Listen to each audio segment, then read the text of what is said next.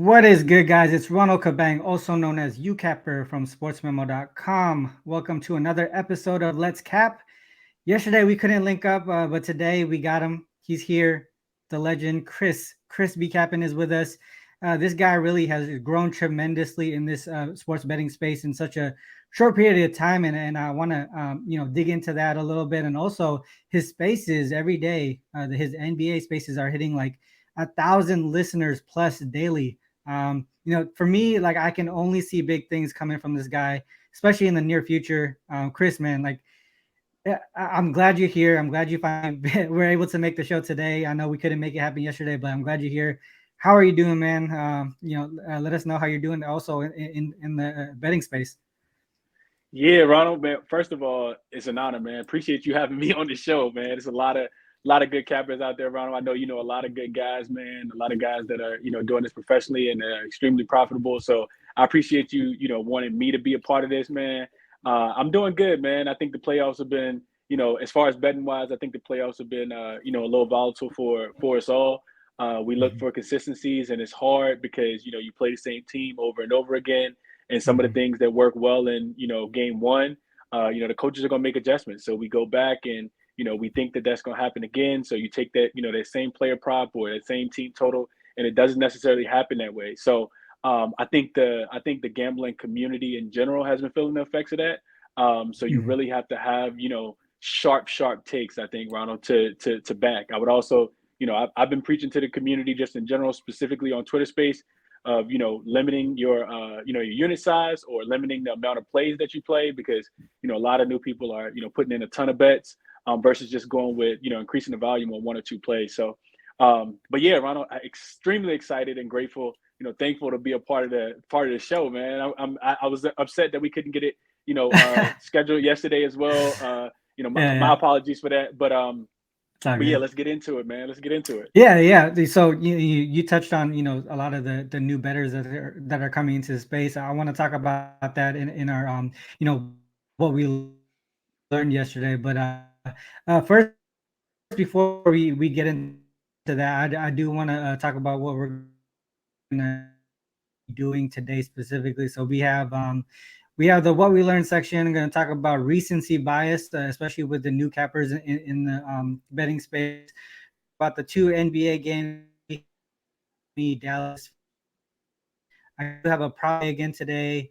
No UCapper capper. Yesterday I had Brent's best bet. Come through with it tomorrow or so with another NHL play. I know the NHL playoffs is going on here along with the NBA playoffs, so we can't just push that to the side. I know a lot of NHL bettors are out there, so we'll have him back on. Hopefully, he gets a little groove going and gets a streak going. And I talked about previous before the show launch, I talked about how I wanted UCAP it to be a solid section where we get cappers to come in here, and then if they hit a milestone streak like 5 wins in a row or 10 wins in a row, I want to give them like swag and stuff. Just I really the other piece is just to get other people's name out there because a lot of people help me get my name out there. So that's kind of me giving back to the new cappers out there. But yeah, so on that note, what I learned yesterday, one of the constant reasonings I was hearing about, especially specifically about the Bucks Celtics game yesterday, was Bucks smashed the Celtics game one. What's going to be different game two?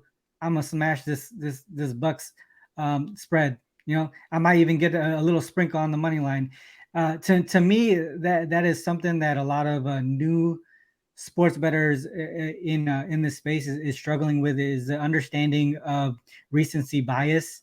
Obviously there's coaching for a reason. There's scouts for a reason. You want to go game by game and understand what you did last time, right? What worked, what didn't work. The coaches are going to adjust in the playoffs specifically. You have the greatest minds in the NBA or in any sport really. If you're in the playoffs, you have a coach that is capable of doing all the proper adjustments game by game to put themselves in a better position to win.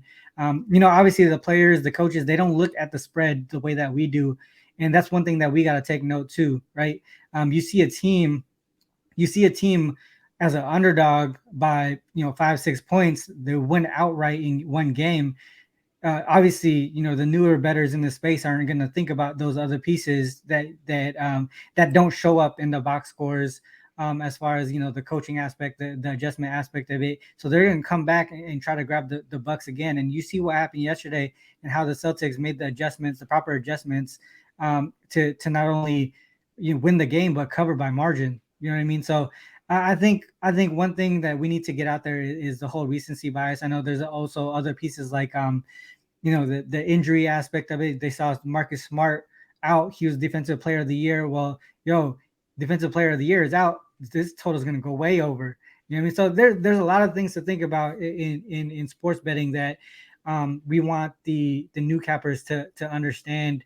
I know, Chris, you've been doing this for a little bit. What are your thoughts on recency bias and how the new cappers take news, like recent news, like key players being injured, how that affects the line? What are your thoughts on those things, and what can the new bettors kind of learn from some of the more seasoned bets?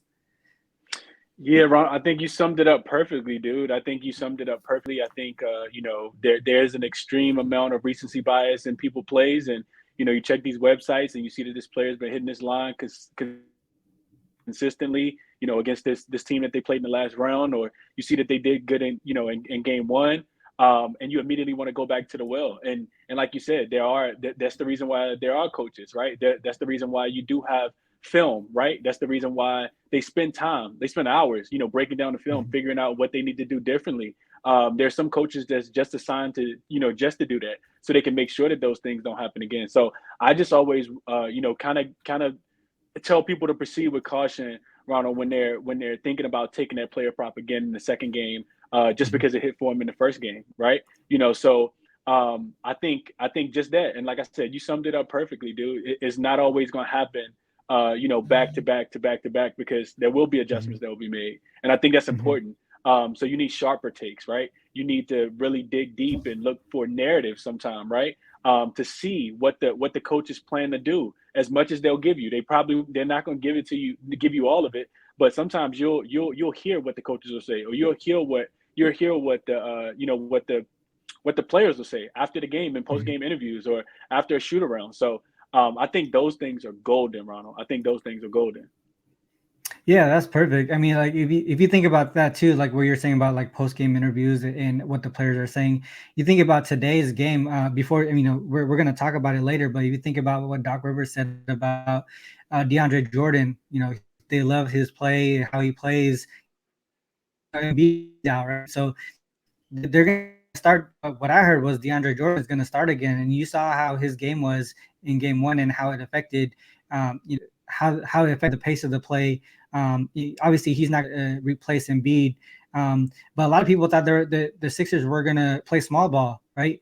Because Embiid was out. They ended up putting DeAndre Jordan in, and he didn't play. He didn't play significant minutes, right? But the one thing to notice is the coaching staff didn't adjust their pace of play. That's why the game went a lot under. And a lot of people was thinking, well, if they play small ball, you always got to go fast. That's not how it works. You gotta understand the coaching aspect of it, and that's what I mean by recency bias, or just like taking news for what it is at the surface level. Because if you look at during the regular season when Embiid was out, you would have known that the pace didn't change. It even went, maybe I think it was like one possession slower, if I'm not mistaken, but if you went back to the well and looked at the NBA stats and the NBA, you can just go to NBA.com. The advanced stats has these numbers, and there's also other forums where you can look at where how teams like StatMuse or something like that, where you can look at how Philly ran their offense without Embiid. It wasn't a change, and people just took the news for what it was at the surface level and took the over. Same thing with Marcus Smart being out. They took the over because defensive player of the year being out. But you look at everyone else on this roster and how they are a team defense. It's not specifically one guy that does it all. Obviously, Smart is a strong individual one-on-one defender, but they're a team defense at heart, and that's what they praise over at the Celtics organization. So that's one thing that that's what I want to talk about as far as what I learned yesterday. Is just these new cappers need to really, I don't like seeing anybody lose at all. So as much information as we pass on, that's what I want to do, especially on this show. But with that said, I do want to talk about you a little bit, Chris. I think you have like double the amount of followers I have at this point, and you just started your Twitter like months ago. So, but so a lot of people watching the show is probably gonna know who you already are. But what I want to ask you, what really got you into the sports betting space? What kind of inspired you to get into this space? And then another question is, you started doing those Twitter spaces, and after a short period of time, it started hitting the 1K listener, 1K plus listener mark daily. Is that what what was your goal with the spaces too? And did you expect it to kind of grow this quickly? Man, so we could talk about this all day, Ronald. And I'm an open book, man. I definitely don't mind sharing any of it. But I'll start with this. So first, I want to give a quick shout out to my boy Cyron, Cyron Terry. We call him Cy. When sports betting got legalized, Ronald, for us in Virginia, I'm in Virginia. We journeyed down this road together, and we would always, just upload a couple dollars and try to make a couple plays, not really understanding any of it. This was probably about 2 years ago now.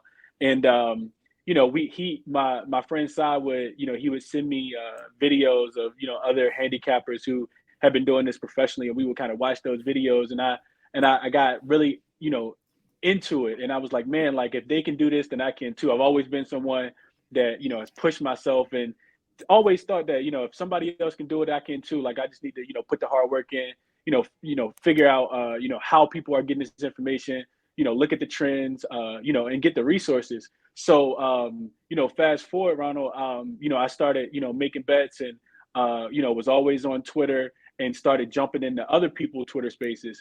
So the second person I want to shout out really quickly is El Captain, my guy El Cap. El Cap would hold Twitter spaces in the afternoon, well, in the evening time, like after the game sometimes. He has like, not a Discord, but a VIP. And, he would, just allow people to ask questions. The guy's like significant. He's a brilliant mind, in the space as well.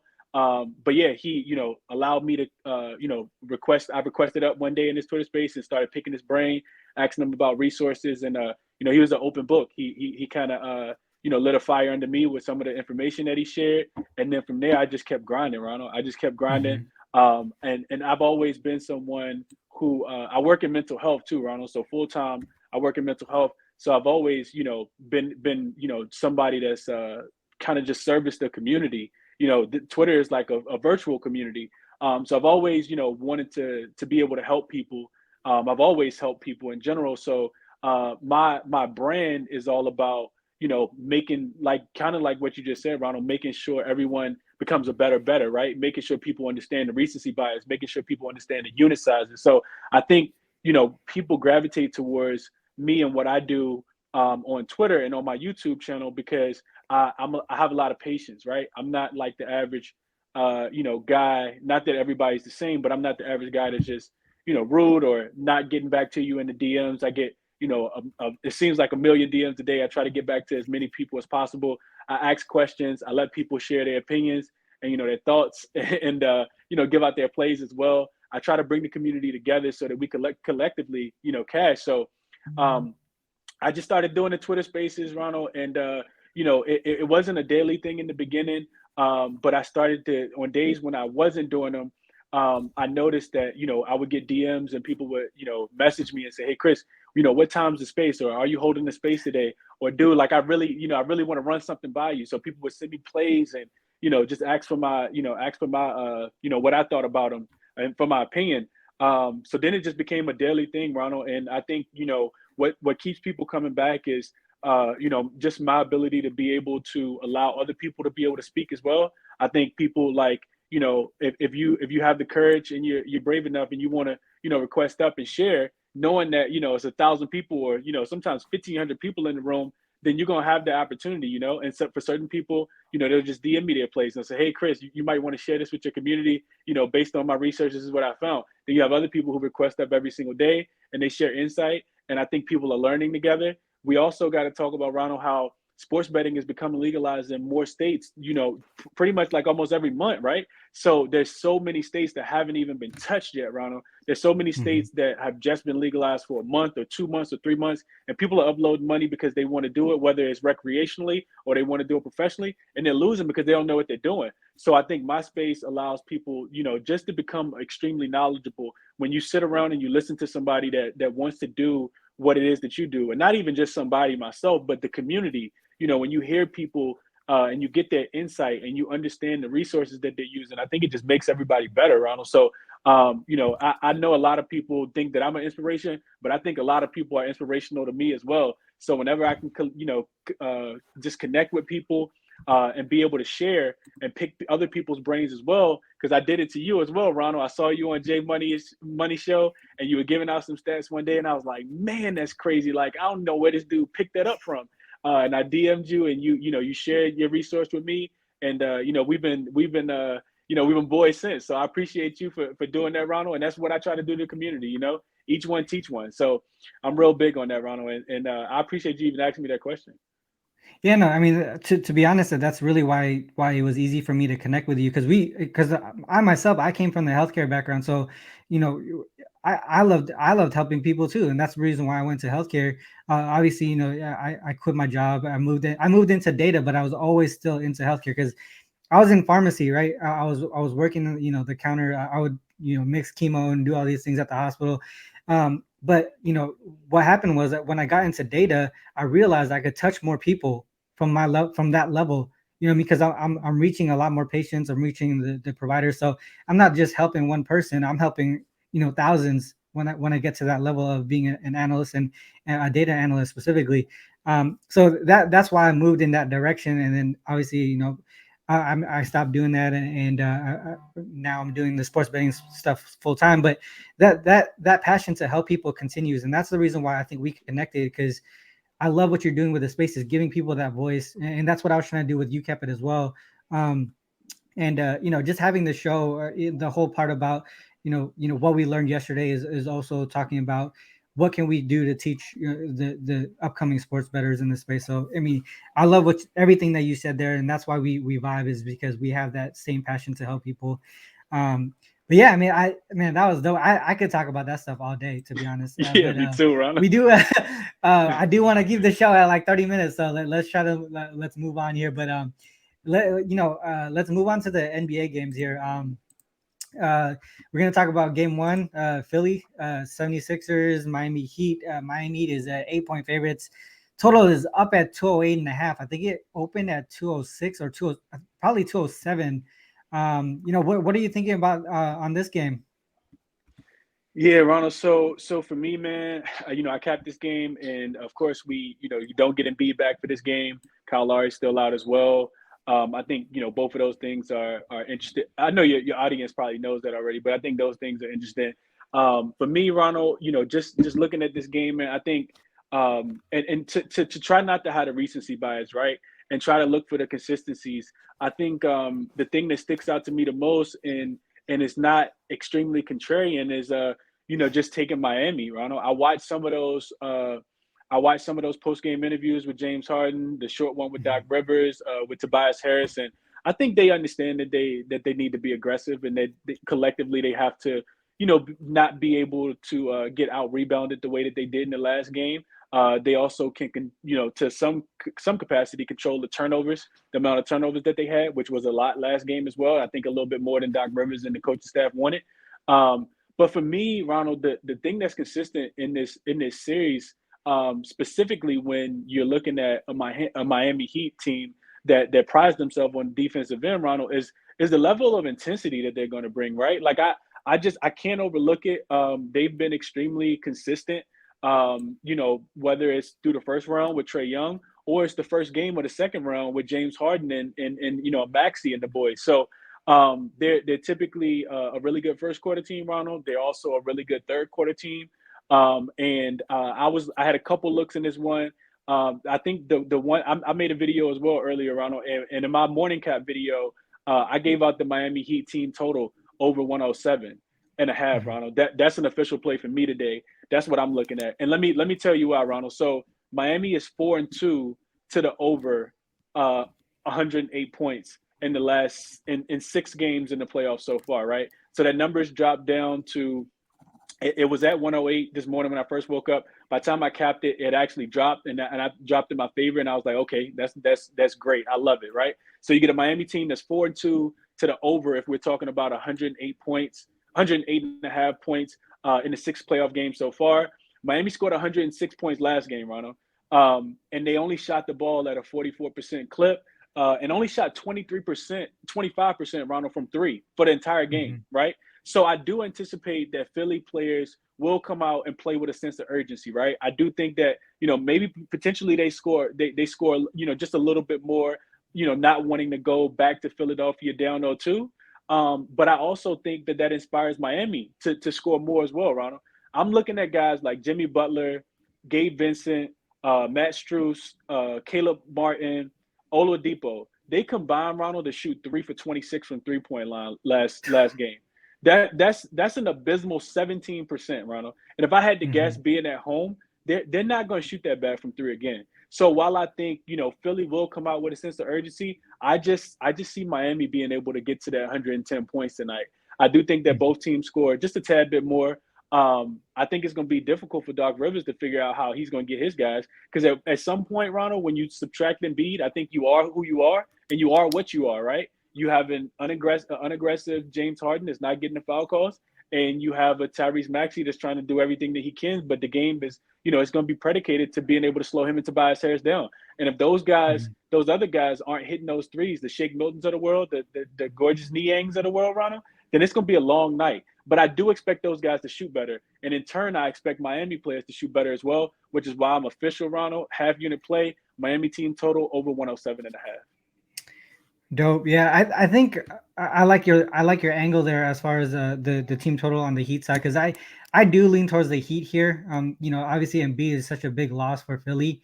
One thing to note as well is just like how these teams, as far as pace goes, right? I'm looking towards the total here. I know you mentioned team total over on Heat, and possibly an increase in output on the offensive side of the ball from Philly.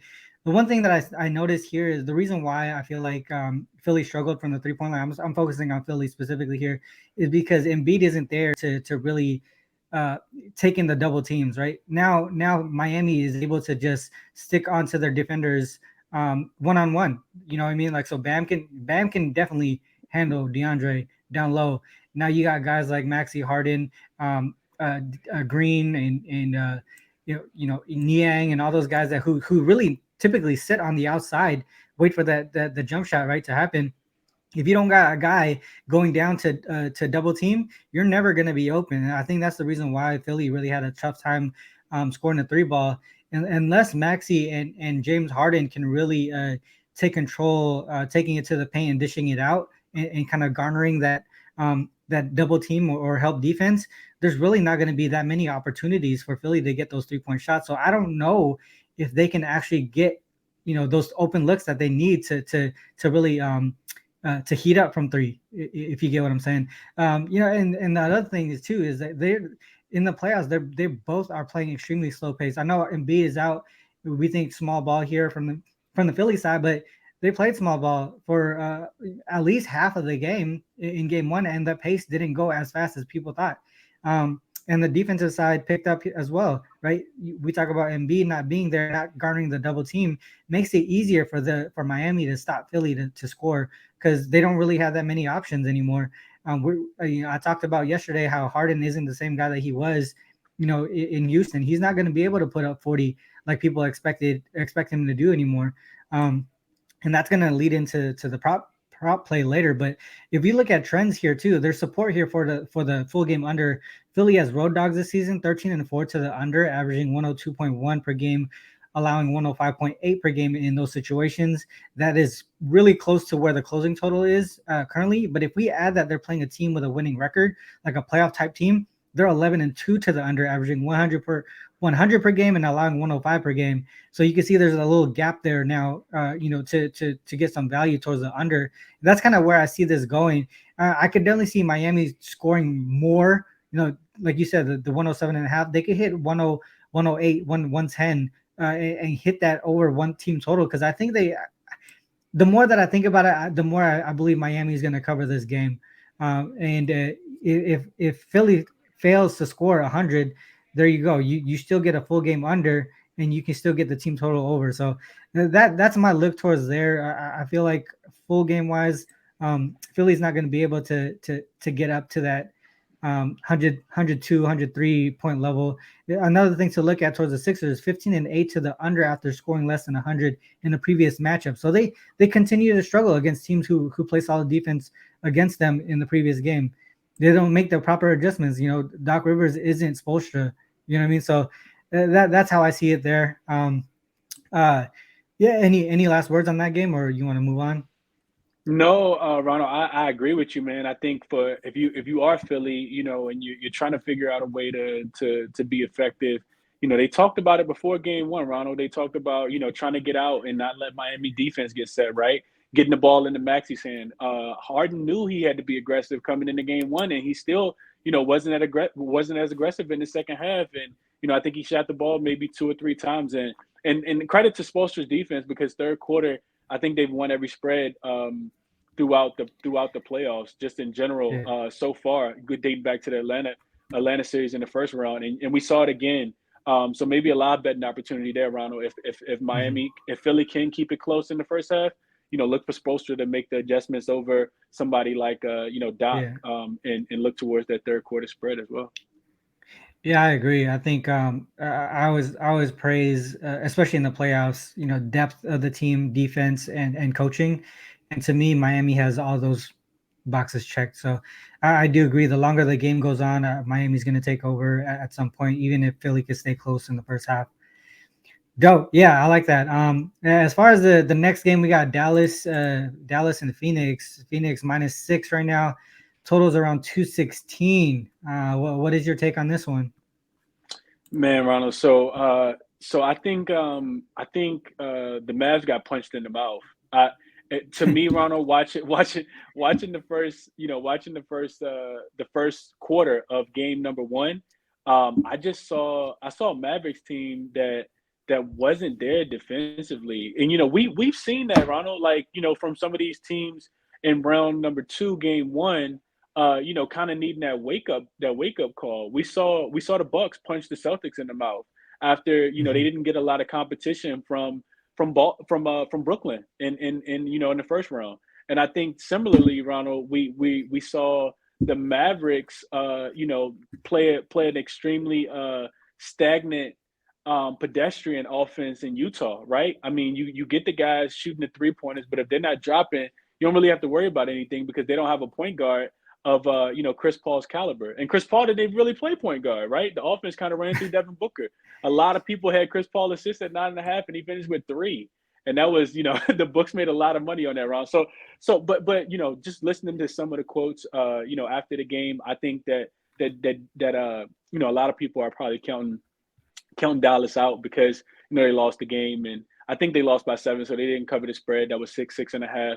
But I wouldn't count them out, Ronald. I would not count them out. I think that defensively, they come back and play a lot better. It was the Luka show. The other guys didn't show up either. Kind of taking a game or two, hopefully just a game, Ronald, to kind of settle in. Mhm. The Jalen Brunsons of the world. I know you came into the Twitter space and gave him out, so shout out to you for his under the other day, because that definitely cashed, and it wasn't even a sweat bet. But I'm looking for guys like him and Dorian Finney-Smith and the Reggie Bullocks of the world, to play a lot better. I know Maxi Kleber hit a bunch of threes in that last game, and I think he's someone that you could potentially look at. Not an official for me, but I think he'll get a lot of run, just because he is a bigger body, and they'll need that with Aiden. You bring Aiden Mhm. outside to the 3-point line to kind of extend that defense as well, and take away some rim protection. I look for Dallas to be able to keep this one close, Ronald. Nothing official for me at all. But if I had a play in this game, a free bet, I would probably take Dallas plus the 6. I think that the other guys kind of wake up a little bit, and I expect Luka to continue to have good games as well. Yeah, no, I agree. I mean, if you think about how Mavs done in revenge spots throughout the regular season too, 12-4 straight up, 13-3 against the spread, following previous matchup losses against teams with a winning record. So we're looking at teams that are playoff contender teams.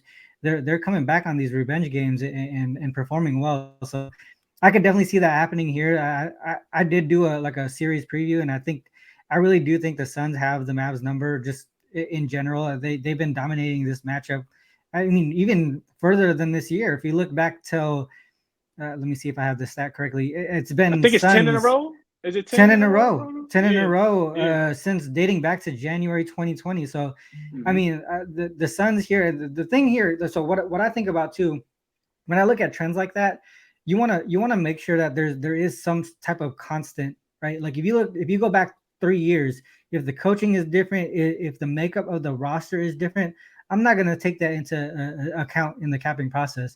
But if you look at this, Luca is a constant, right? You got the Suns with Booker, and then now you have CP, right? Like there is some sort of constant there that kind of, the offense is the same, right? The how they run their team specifically from a coaching aspect, is it the same? So I look at those things when I look at historic trends.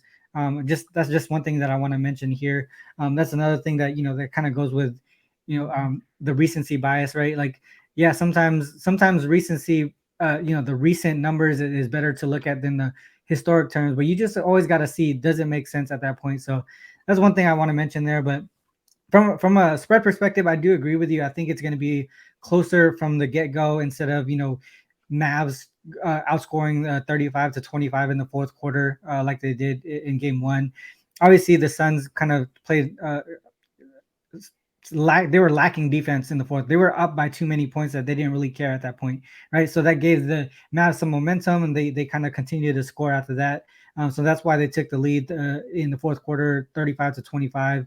But they're probably gonna bring that momentum into the first quarter, at least to the beginning part of this game.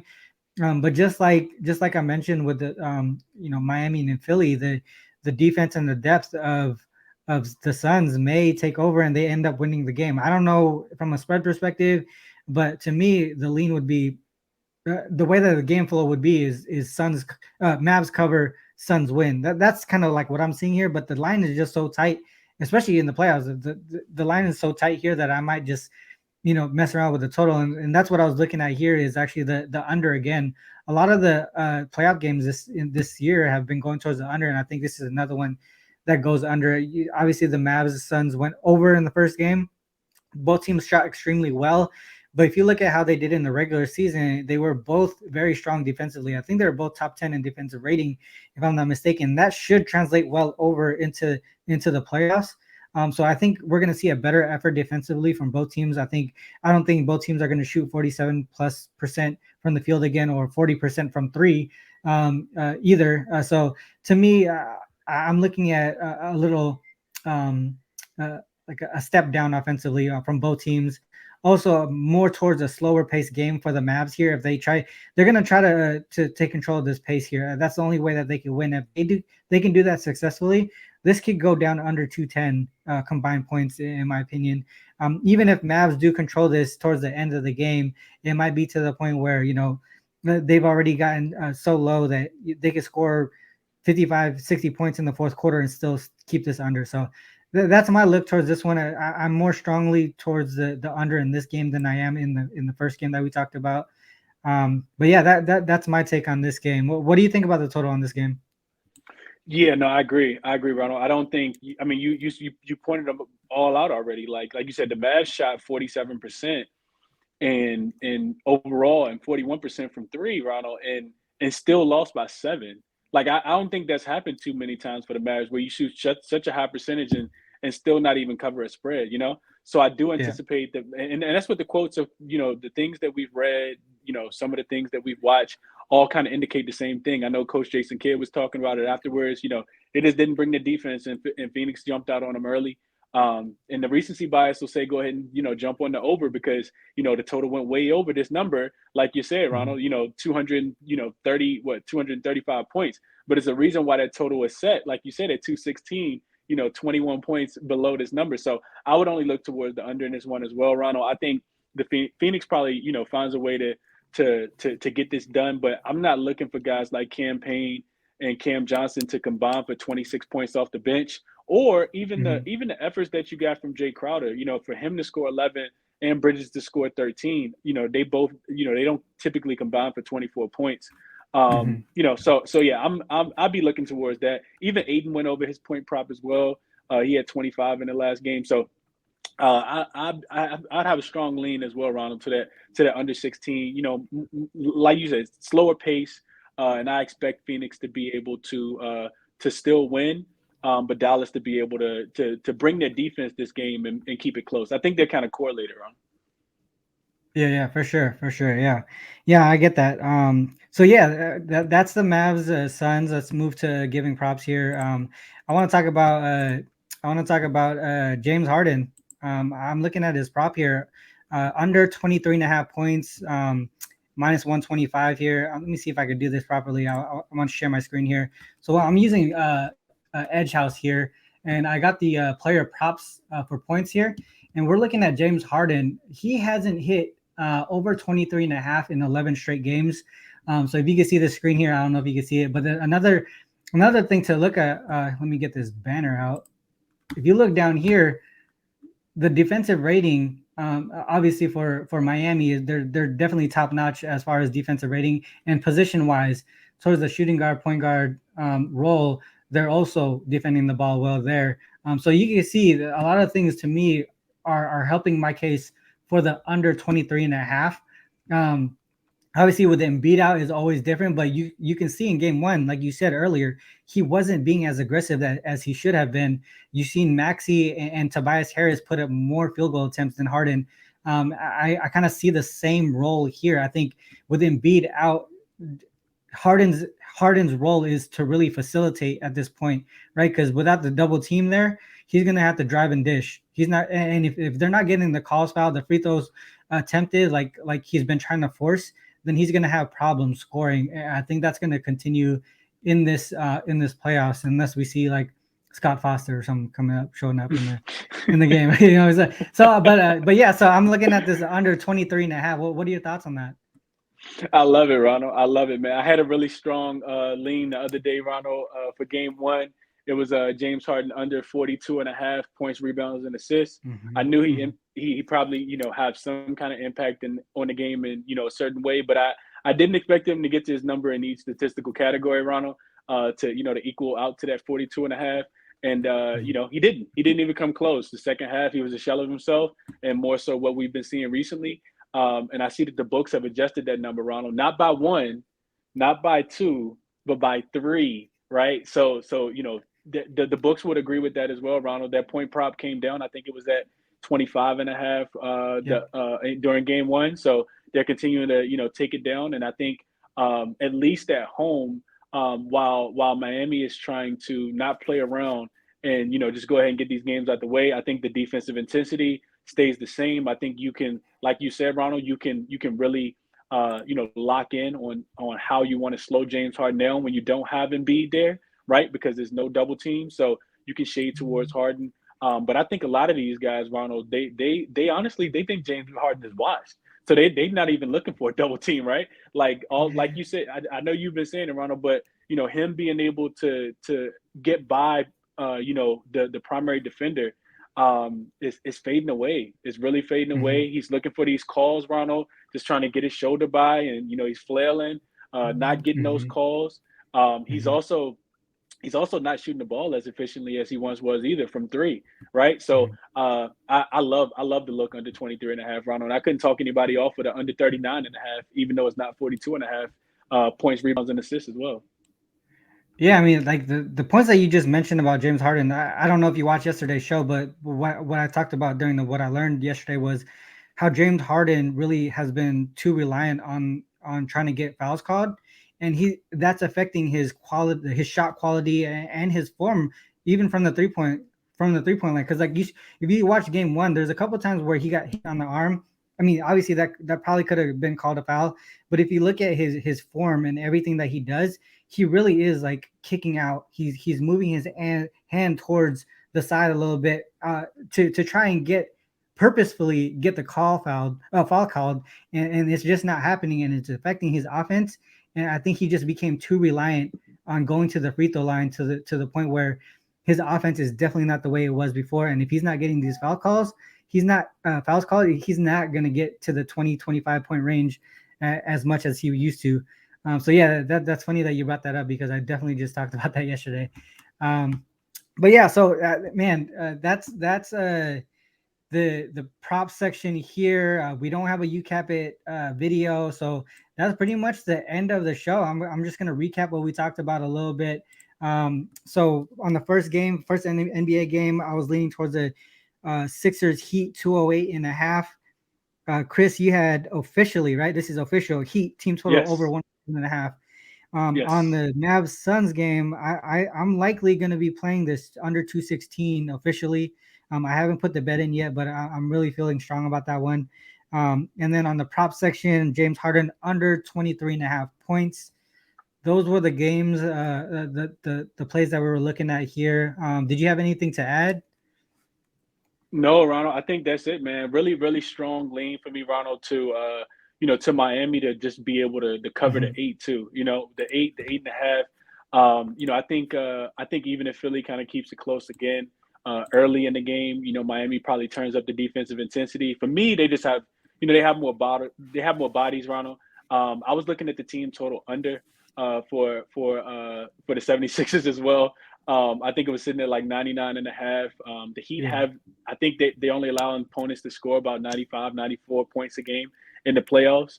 And we saw a 76ers team that didn't even get to 90 last game. So putting them at Yeah. 99 is, a tad bit too high, especially if those other guys, the others aren't going to be able to knock down the open shots, the Danny Greens, the Niangs of the world. So, just a lean, towards the 8 for them to cover. And I might get there officially on that one, Ronald. But yeah, that's it. Nothing No, I official for feel me you. at all in the second game. That's exactly how I feel too about the Heat. I really, I'm. The more that I talk about it, every show that I'm doing on the day today, like I'm just like, man, the Heat just looks so nice right now. So I might have actually go with it too later on, but we'll see what happens. But yeah, so that's the show, man. That's the recap. I just want to leave on this note. Once again, thanks everybody for tuning in. Thanks, Chris, for being here. Hopefully, we do this more often. But before I shut this down, let me just remind you guys can fade or follow us. It's your decision to make, right? You're pushing the button. We just want to give out the information that we hope will be helpful for you to make that call. But yeah, so good luck on all your action. Till next time, peace.